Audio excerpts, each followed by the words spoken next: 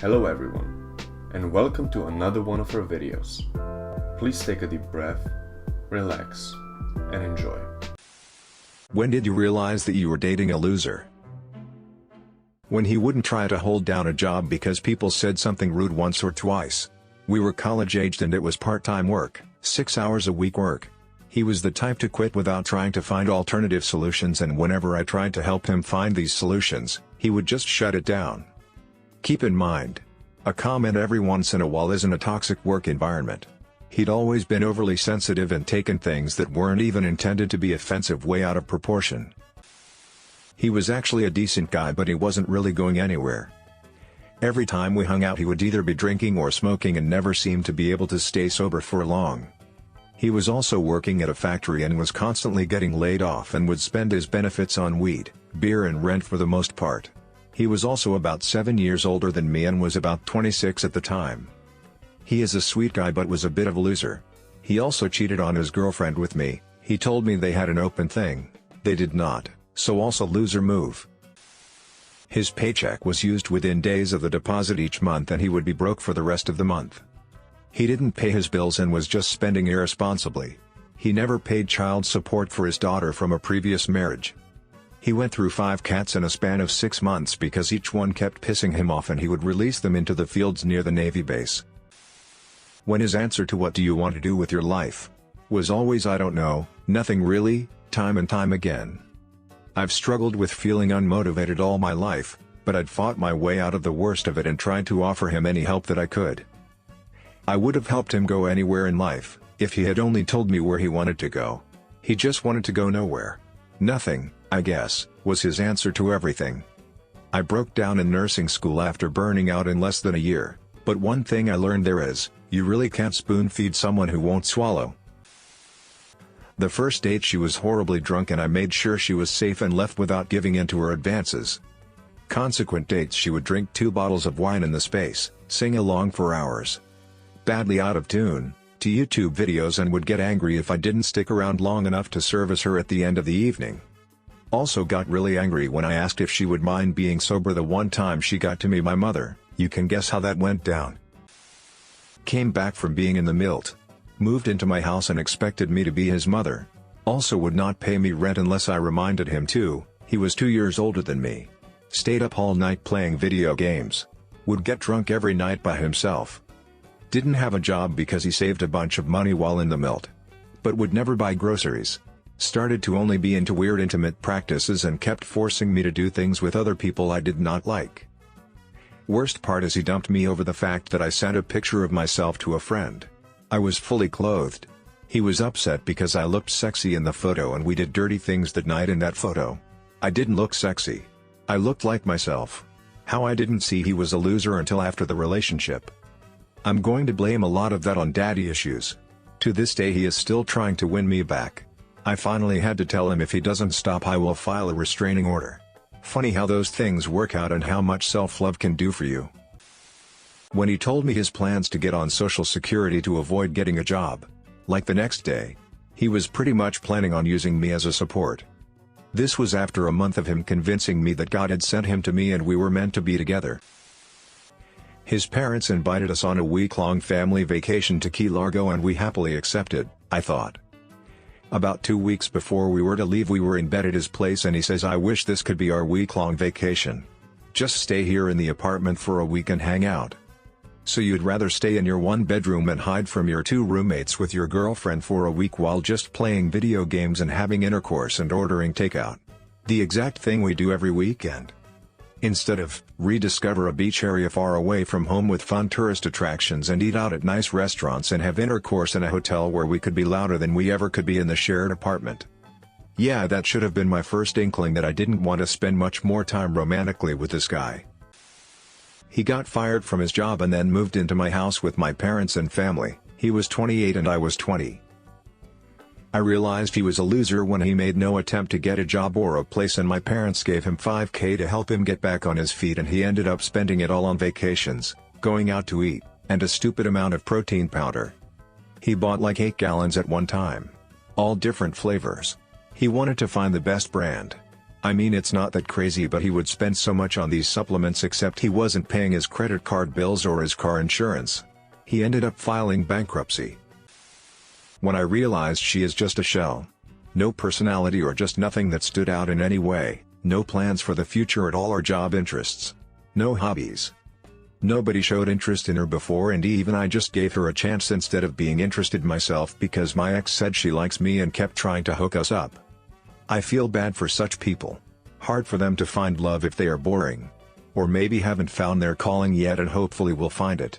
Someone replied, my ex was like this. No real interest in anything. Pretended to be interested in things that I was at first, or copied other people to fit in.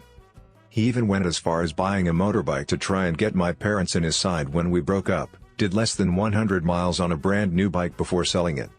He genuinely didn't have any personality. It's so weird to be with someone who brings nothing to the table.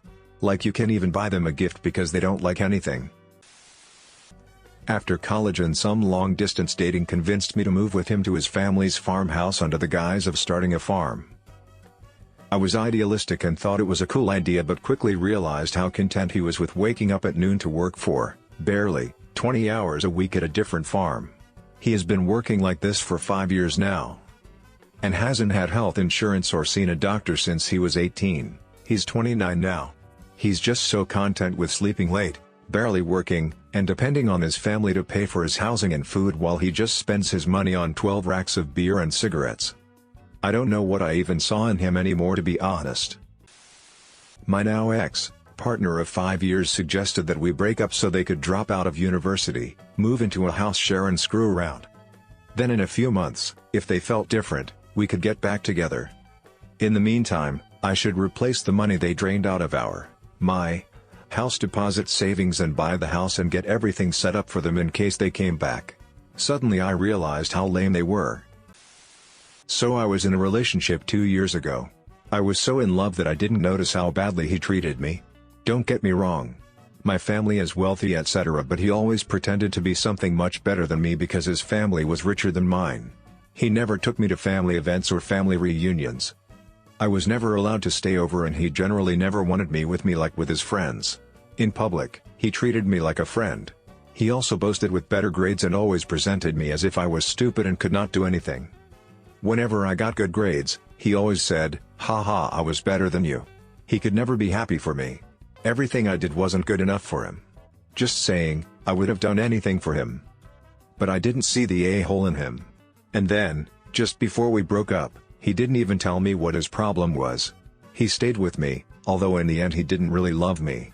I was also in England for a month before we split up, when I thought everything would be fine. When I was there and missed him, he didn't even answer, didn't ask me how I was or whatever. When I was back, he always said, "Sorry, I'm doing something with my friends," or "No, sorry, I'm going to the gym today." He also visited Amsterdam with his friends without telling me. I found that out from his friends.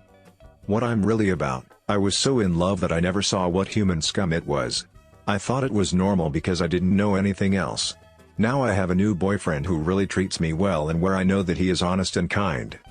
Why is my ex a loser? Not putting myself in the spotlight and pretending to be the king of the world is just gross. Just thinking about himself and lying to me and not yet honestly telling me that it can't go on like this is pathetic. And what is he doing now? Begs after me, so awesome. When I realized that everything I did in my life revolved around keeping her happy. I barely hung out with friends, my money was spent on showering her with romantic dates and gifts, and my hobbies became non-existent. It was literally work/spend time with her/sleep/repeat. And even then, it wasn't enough. Considering she slept around constantly with guys she worked with. I have dated a loser. I knew when he unironically yelled, "Die die die die" at the video game he was playing in our bedroom at 2:30 a.m. while I was trying to sleep before my shift. He also never cleaned, and threw away a $40,000 degree, which he completed with high marks and job offers, to go work at a grocery store so he could still game with his friends for upwards of 7 hours a day every day. I would work doubles at the store I was at, and on my days off I had to do all the cleaning because according to him my job wasn't as hard as his, since I wasn't a key holder. He was just a giant child really.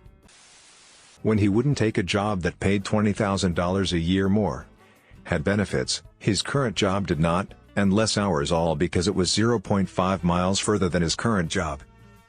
His only hobby was playing video games. Video games are fine, but literally that's all he did when he wasn't working, and he refused to meet my family even after almost 2 years of dating. Overall, he had no ambition and no plans for the future, and I was putting myself through school and working 50 to 60 hours a week. I offered support and he said he was content with where he was at in life. When I came back from a week-long trip and he told me he was too busy playing video games with his friends to even care about me getting home safe. Also, he broke up with me that same day because I was asking for too much when I told him that it hurt me that he preferred a video game over me. The same guy months before that told me that if I ever wanted to live with him I better got a job that allowed me to get the fastest internet for him to play all day. He was 23 and really told me he wasn't going to work ever. Just play and chug Coca-Cola, and also when his mom said she was expecting to get some of that money as well as I was supposed to maintain them economically. I'm definitely so glad he broke up with me, as I now have found a much better man, who does care about me and wants a future together. When his idea of us moving in together was really me moving into his parents' house and living in his room. He was 27. The stereotypical freeloader. Hey, I kinda need money. Don't worry, I'll pay you back, Dad. He just looked genuinely sad all the time. I think he knows that he should be long gone, but is just so low, he can't motivate himself to do it. Congratulations, you've made it to the end. We want to thank you again for giving us a few minutes of your time, and we wish you have a great rest of your day, night, or whenever you're watching this. If you enjoyed the video, please make sure to subscribe, it really does help us a lot. That's it from me, roll the outro.